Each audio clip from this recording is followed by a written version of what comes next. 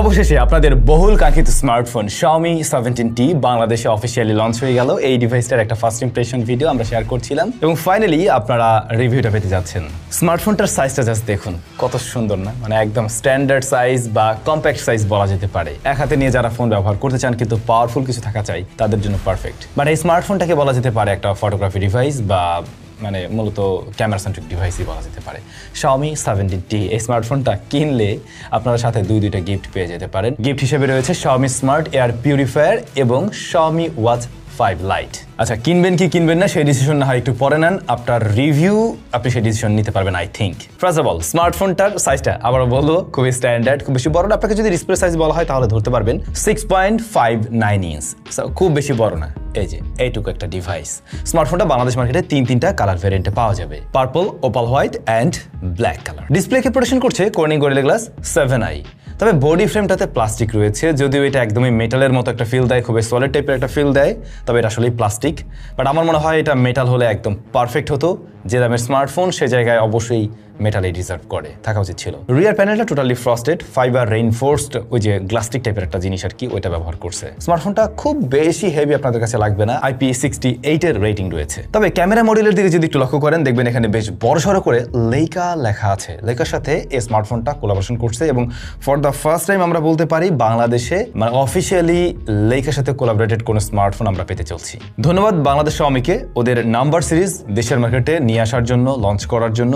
এবারে তো আমরা Xiaomi 17T দেখছি, নেক্সট টাইম আশা করছি আমরা আরও বড় ভাইদেরকেও দেখব এবং অবশ্যই আসলে ওদের নাম্বার সিরিজের ডিভাইসগুলো বাংলাদেশে অফিসিয়ালি লঞ্চ করা উচিত হবে। এনিওয়ে, আমরা যদি ডিসপ্লে সেকশনে চলে আসি, স্মার্টফোনটা ডিসপ্লে সাইজ যেটা বললাম 6.59 inch, AMOLED panel 1.5K resolution রয়েছে। যে সাইজ সেই জায়গায় 1.5K একদমই পারফেক্ট, মানে এখানে 2K এর প্রয়োজন ছিল না আসলে।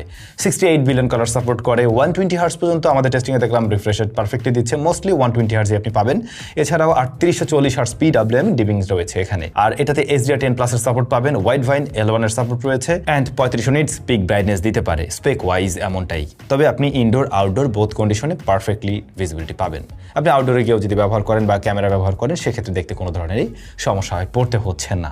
টাচ রেসপন্স ভালো এই স্মার্টফোনটার, ইভেন গেমিং টাইমে আরও বেশ স্মুথ একটা ভাব পাওয়া যায়। আর এটার ডিসপ্লের চিন বেজেল এরিয়াও কিন্তু যথেষ্ট ন্যারোই রয়েছে অ্যান্ড সিমেট্রিক্যাল। অফকোর্স এটা সিমেট্রিক্যাল।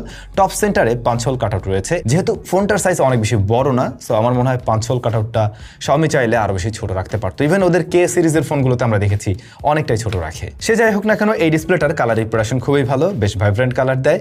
মাল্টিমিডিয়া কনভার্সন কিংবা গেমিং করেন, ভালো লাগার কথা। চলে আসি ক্যামেরাতে। স্মার্টফোনটির রিয়ারে মোট তিনটা শুটার রয়েছে, 4টা লাগবে হঠাৎ করে দেখতে আর কি। এটা ক্যামেরা না আসলে। তো মেইন শুটার 50 মেগাপিক্সেল, পরবর্তী শুটার 50 মেগাপিক্সেল, যেখানে আমরা 5x অপটিক্যাল জুম পেয়ে যাচ্ছি। ওয়াইএস রয়েছেও কিন্তু এখানে, মেইন ক্যামেরাতেও রয়েছে। আর 12 মেগাপিক্সেলের ultra wide shooter and front facing camera রয়েছে 32 মেগাপিক্সেলের শুটার। লেইকার সাথে যেহেতু একটা কোলাবোরেশনের মধ্যে দিয়ে আসছে, সুতরাং আমরা ওরকম একটা ফিল পাবো এবং লেইকা অথেন্টিক অ্যান্ড ভাইব্রেন্ট দুইটা মোড আপনারা পেয়ে যাবেন ক্যামেরাতে। এবং আমার যেটা মনে হয় অথেন্টিকের তুলনায় ম্যাক্সিমাম মানুষই বেশি পছন্দ করবেন ভাইব্রেন্টটা। অথেন্টিকের ক্ষেত্রে হয় কি একটু ফ্ল্যাট টাইপের একটা টোন দেয়, যেগুলো পছন্দ করবে আবার বেশি যারা ফটোগ্রাফি নিয়ে কাজ করেন, মানে আফটার ক্লিকিং আপনি আবার কাজবাজ করবেন, যারা ছবি এডিট করেন তাদের কাছে আসলে ওইটা বেশি ভালো লাগার কথা, আপনার হাতে সুযোগ থাকে বেশি।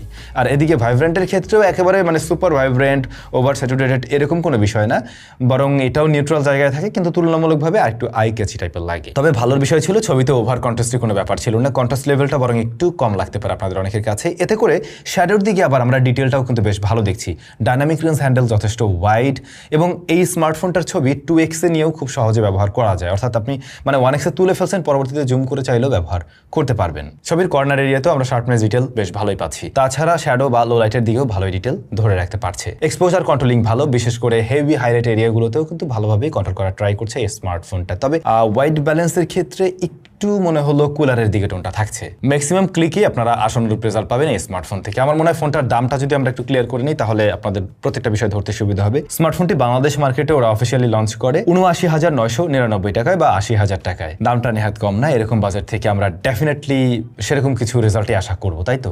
এবারে আপনাদের ধরতে সুবিধা হবে। ও আরেকটা ব্যাপার বলে দিই, এই দামের প্রসঙ্গে মানে দামটা বেশি হয়েছে না কম হয়েছে না কি অবস্থায় আছে এই বিষয় নিয়ে আমরা ভিডিও শেষ পর্যায়ে আলোচনা করবো, ওটা অবশ্যই শুনে যাবেন। যেটা বলছিলাম যে main camera proper lighting condition কন্ডিশনে বা ডে লাইট কন্ডিশনে বেশ ভালো আউটপুট দিচ্ছে। বাট লো লাইটের কি অবস্থা? লো লাইটেও কিন্তু স্মার্টফোনটা স্ট্রাগল ফ্রি একটা রেজাল্ট দেয়, যেখানে আমরা ডাইনামিক রিস্যান্টেল যথেষ্ট ওয়াইড দেখছি, ইভেন লো লাইটেও। বিশেষ করে শ্যাডোতেও বেশ ভালো একটা ডিটেল ধরে রাখতে পারছে এই ডিভাইসটা। ওভার কন্ট্রাস্টেও কিন্তু এখানে করছে না। হ্যাঁ, স্যাচুরেশন লেভেল মনে হচ্ছে কিছুটা বাড়ছে, একটু আই কেচি টাইপের ফিল দিচ্ছে আর কি এখন, যেটা হয়তো অনেকের কাছেই ভালো লাগবে। Kind of social media ready type বলা যেতে পারে। তবে শার্পনেস ডিটেল ভালো, অ্যান্ড ফোনটা সুপার স্টেডি হাতেও ধরে রাখার প্রয়োজন পড়ে না নাইট মোডের ক্ষেত্রে। এবার যদি আসেন জুম লেন্সের কাছে, এখানে যে টেলিফটো জুম লেন্সটা রয়েছে, ইভেন আপনি এই স্মার্টফোন দিয়ে যদি 2x এর ছবি নেন, 2x এর ছবিতে কিন্তু আপনি তুলনামূলক একটু ডিফারেন্ট বিহেভিয়ার লক্ষ্য করবেন।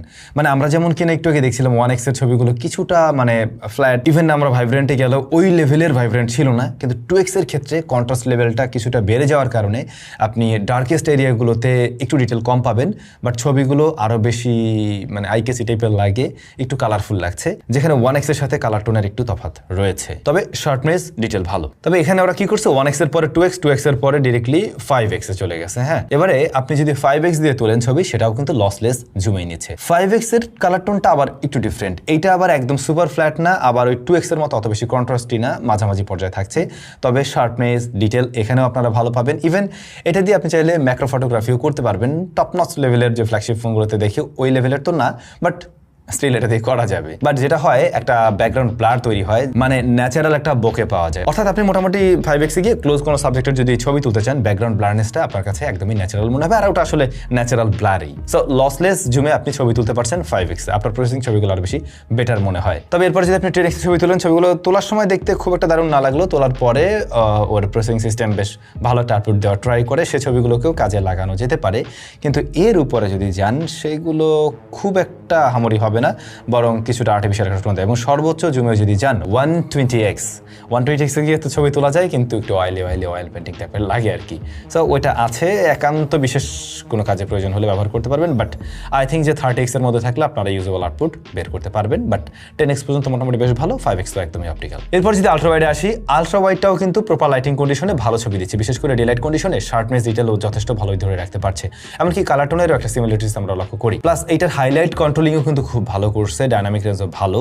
তবে লো লাইটে মেইন ক্যামেরাটা যত বেটার পারফরমেন্স করছে, আলট্রা ওয়াইডটা আবার লো লাইটে ওই লেভেলের পারফরমেন্স তো করতে পারছে না, যেখানে আমরা কিছুটা স্ট্রাগল করতে দেখছি। মানে যেটা হয়, ডার্ক এরিয়াগুলোকে অনেক বেশি ডার্ক করে ফেলছে আর কি। সো ওই জায়গাগুলোতে ডিটেল আপনি কম পাবেন। মোটামুটি আলোতে আপনারা যদি আলট্রা ওয়াইড দিয়ে ছবি তোলেন, তাহলে আসনের আউটপুট বের করা সম্ভব এই স্মার্টফোন থেকে একদমই। এরপরে পোর্ট্রেট মোডে ওরা 3টা ফোকাল লেন্থ দিচ্ছে, 1x, 2x and directly 5x। এবারে 5x এর ছবি তো ডেফিনেটলি ম্যাক্সিমাম মানুষের কাছে ভালো লাগার কথা, বাট অনেক দূর থেকে তুলতে হয় সেক্ষেত্রে। কিন্তু ভালো বিষয় হচ্ছে ব্যাকগ্রাউন্ড ব্লারনেসটা আর্টিফিশিয়াল লাগছে না। ব্যাকগ্রাউন্ড ব্লারনেসটা আপনার কাছে মানে ন্যাচারাল টাইপের একটা ফিল মনে হবে। এজ ডিরেকশন খুবই ভালো, শাওমির স্মার্টফোন এই জায়গাটায় বরাবরই ভালো করে, এজ ডিরেকশন ভালো করার ট্রাই করে। এই ডিভাইসটাতে আমরা দেখছি এজ ডিরেকশন খুবই দুর্দান্ত রয়েছে।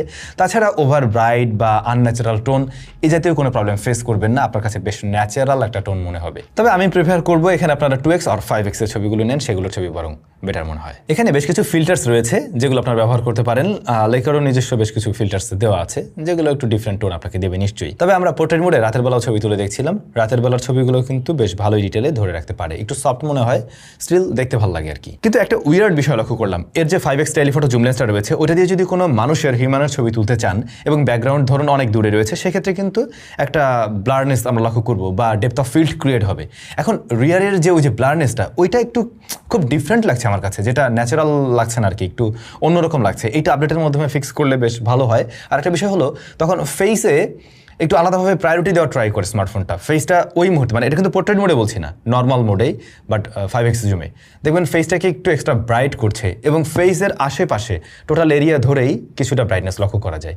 এই ব্যাপারটাকে একটু মানে উইয়ার্ড লাগছে, ইভেন এটা ভিডিওর ক্ষেত্রেও। সো এইটা একটা গ্লিচ টাইপের, এটা আমার মনে হয় ফিক্স করা সম্ভব। ফ্রন্ট ফেসিং ক্যামেরাটা সুন্দর, বেশ শার্প, ওয়েল ডিটেলে ছবি দিচ্ছে, ইনডোর আউটডোর বোথ কন্ডিশনে শার্পনেস ডিটেল ভালো, একদম মানে চাইনিজ ভ্যারিয়েন্টের যে ডিভাইসগুলো আমরা দেখি অনেক সময় ওভার ব্রাইট করে ফেলে, ও জাতীয় কোনো প্রবলেম আমরা ফেস করিনি। এটা হচ্ছে ফ্রন্ট ফেসিং ক্যামেরার ভিডিও স্যাম্পল, যেখানে আমরা দেখছি একটু ওয়ার্মিশ টোন দিচ্ছে হালকা, আর সাউন্ডটা রেকর্ড হচ্ছে এই ডিভাইসটাতে।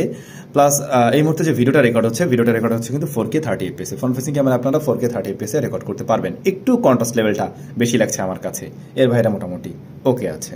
আপনারা দেখবেন হালকা একটা ব্যাকগ্রাউন্ড ব্লারনেসও লক্ষ্য করা যায়, কাছে নিয়ে আসলে ব্যাপারটা আর একটু ভালো বোঝা যায় আর কি। বাট রিয়ারের ক্যামেরায় আপনারা ভিডিও রেকর্ড করতে পারবেন সর্বোচ্চ 4K 60 fps এ। এইখানেও সিমিলার বিষয় লক্ষ্য করছি, আপনারা কন্ট্রাস্ট লেভেলটাকে একটু বেশি দেখবেন, একটু কন্ট্রাস্টে ভিডিও দিচ্ছে, তবে জিটারিং নেই, ভিডিওর শার্পনেস ডিটেলও ভালো, ডাইনামিক রেঞ্জ হ্যান্ডেলও যথেষ্ট ভালোভাবে করার ট্রাই করতেছে। অন্যদিকে স্টেবিলিটিও ভালো আছে যেহেতু YS কাজ করছে, বাট স্টেবিলিটি ভালো পাবেন আপনি আবার আলট্রা ওয়াইডে, কিন্তু এখানে আবার একটা লিমিটেশন দিয়ে রাখছে 4K 30 FPS। 4K 30 FPS হলেও ভিডিও কোয়ালিটি ওয়াইজ গুড, ভিডিওতে আমরা একটু ওই যে কন্ট্রাস্ট লেভেলটাকে বাড়তে দেখবো, বাট এর বাইরে কিন্তু ভালো এবং খুবই আলট্রা লেভেলেরই আসলে মানে স্টেবল করতে পারতেছে এই জায়গাটায়। তবে 60 FPSটা থাকা জরুরি ছিল।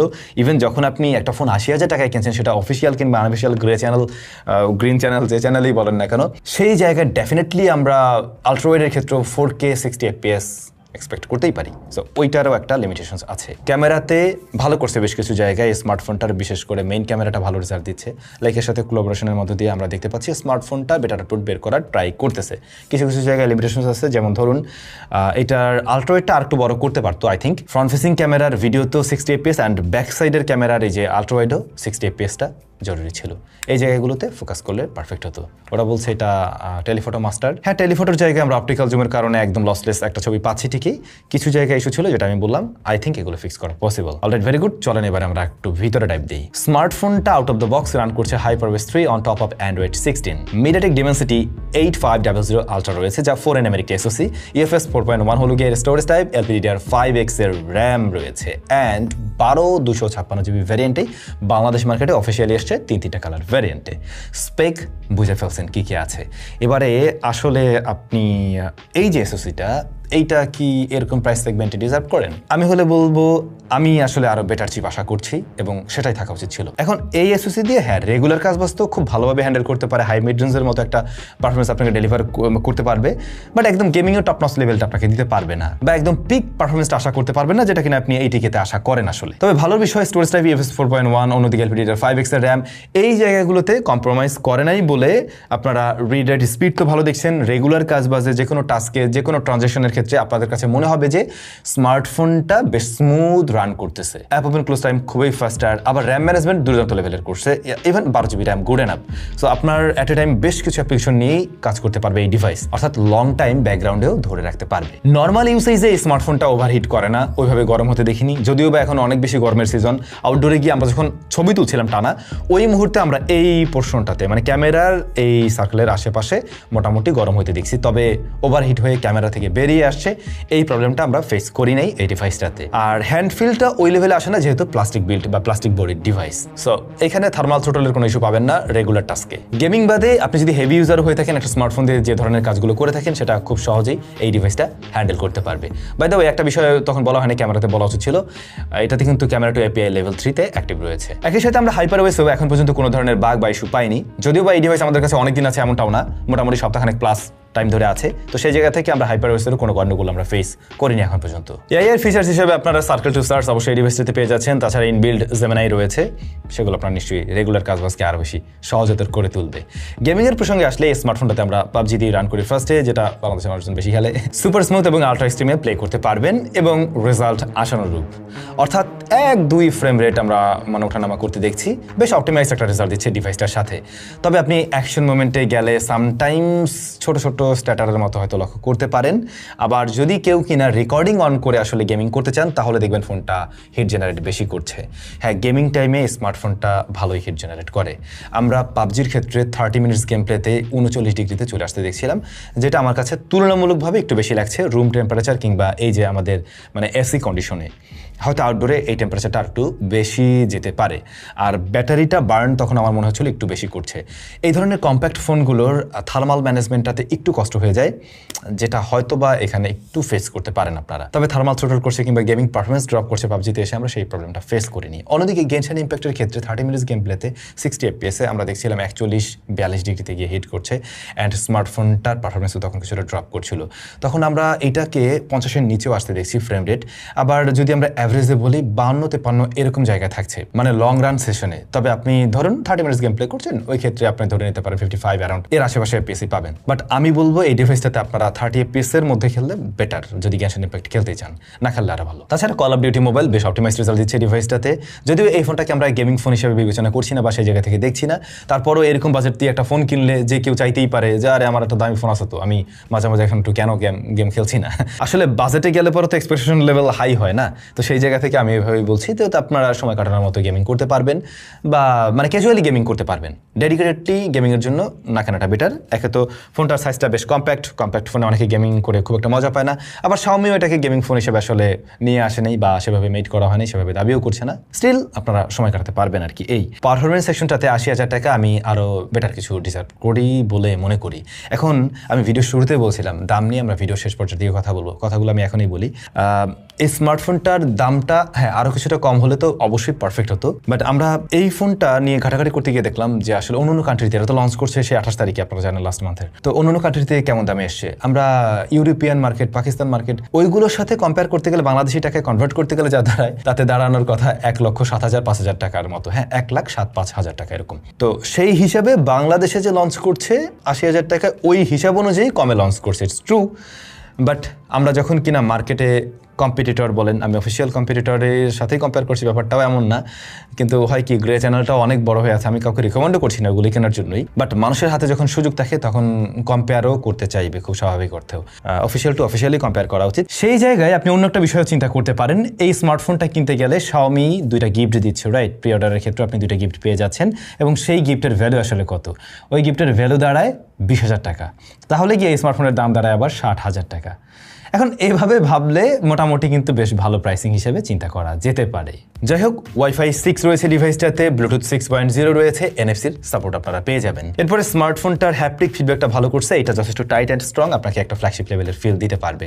স্টেরিও স্পিকারটা ভালো, 60/40-তে সাউন্ড দেয়, যদিও তারপরেও সাউন্ড কোয়ালিটি খুবই ভালো পাবেন, loud enough and clear sound দেয়, ডেপথও ভালো আছে সাউন্ডের। অপটিক্যাল ফিঙ্গারপ্রিন্ট স্ক্যানার, যা একটু নিচ দিকে লাগতে পারে, যেহেতু এটা ছোট ডিভাইস সো রিসার্চ করতে সমস্যা হচ্ছে না, ফাস্ট অ্যান্ড একুরেট। 6500 mAh এর ব্যাটারি অ্যান্ড 67 ওয়াটের চার্জিং সিস্টেম এর বক্স আপনারা পেয়ে যাচ্ছেন। এখন তো অনেকে চার্জার দেয়ই না, সেই জায়গা থেকে অ্যাটলিস্ট থ্যাঙ্কস। অন্যদিকে 22.5 ওয়াট রিভার চার্জিং টেকনোলজিও সাপোর্ট নেয় এই ডিভাইসটা। নেটওয়ার্ক রিসিপশনে কোনো ধরনের গন্ডগোল আমি পাইনি এই ফোনটাতে। স্মার্টফোনটার ব্যাটারি সেকশনে এসে ওরা আমার মনে হয় ওয়্যারলেস চার্জিং টেকনোলজিটা দিয়ে দিলে আর একটু ফ্ল্যাগশিপ টাইপের ফিল দিতে পারতো, যদিও এটা সেমি ফ্ল্যাগশিপ একটা ডিভাইস, থাকলে আর কি ভালো হতো।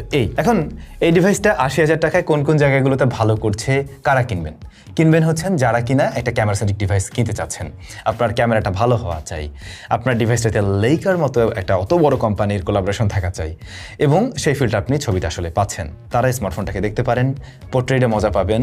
দেন ব্যাটারি ব্যাকআপ আসলে ভালো, ব্যাটারি ব্যাকআপটা যেমন ধরুন 1 দিন প্লাস টাইম ব্যবহার করতে পারবেন, যদি আপনি একটু হেভি ইউজার হয়ে থাকেন, না 1.5 দিনের মতো ব্যবহার করা যাবে না, মানে দিন শেষে দেখবেন ব্যাটারি থাকছে আর কি এরকম।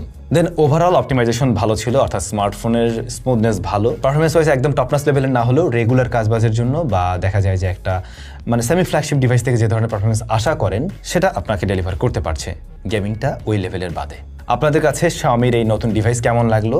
আমি তো থ্যাঙ্কস জানাবো Xiaomi-কে, অ্যাটলিস্ট ওরা বাংলাদেশে ওদের নাম্বার সিস্টেম নিয়ে আসছে এই জন্য, বাট আশা করছি নেক্সট টাইম আরও দারুণ প্রাইসিংয়ে আরও দারুণ ডিভাইসগুলো নিয়ে আসবে।